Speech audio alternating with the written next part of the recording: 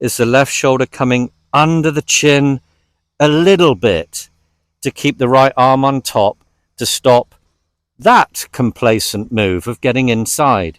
Here we are, shoulders back, my little move, nice and angled so I can feel I can rotate very easily. Left shoulder down, there I am. Now I'm behind the target, my wall. Extend the arms, right chest. Now before we check our backswing, let's check our alignment really quick. I got a club on the ground or a stick, feet, knees, hips, shoulders all parallel. This little move, that's the first complacency move that people forget. Stance width can also get a bit wide, trying to squeeze an extra bit of yardage because you've become loose and confident. You feel like everything's just going to be a little bit easier going wider. So check that little hip bump, so you got your load point.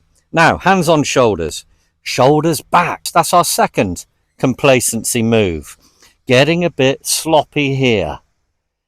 It's so easy, honestly. You can do it over 9 holes. It can happen. I've seen it so often. Like and subscribe. Remind yourself of that correct discomfort right here. Arms hanging down. Don't reach. Don't get back on your heels. Don't tuck your bottom under. Rounded shoulders, bottom under. That's the recipe for sliding. So check that, please. Okay, now when you're in this position, the backswing check in terms of where are our arms positioned. Now, when you're angled like this, you can immediately focus on the turn because it's so much easier. We've got a straight back for one.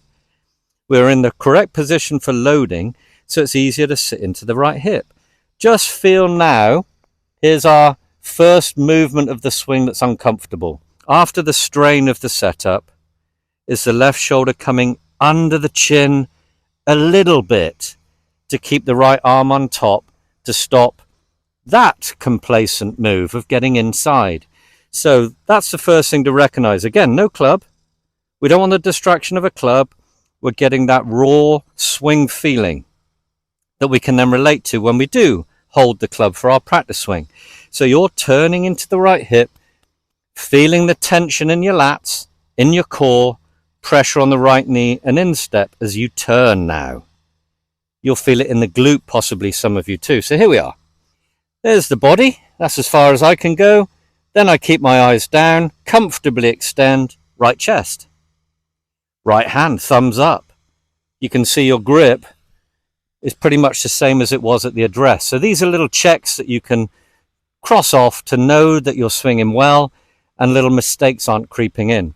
So the front on view, here we are, shoulders back, my little move, nice and angled so I can feel I can rotate very easily. Left shoulder down, there I am. Now I'm behind the target, my wall, extend the arms, right chest. So your left arm will kind of feel like it's on the same line as your feet.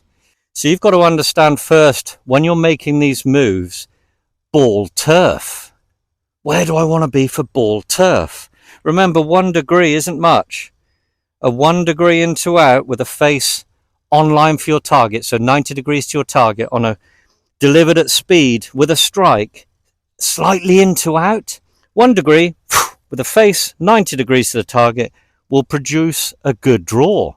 We don't need to, start to get sloppy thinking draw because the mechanics will go all to pot. See what I mean? So when you're making these exercises correctly, to feel the correct discomforts for the right positions, think ball turf.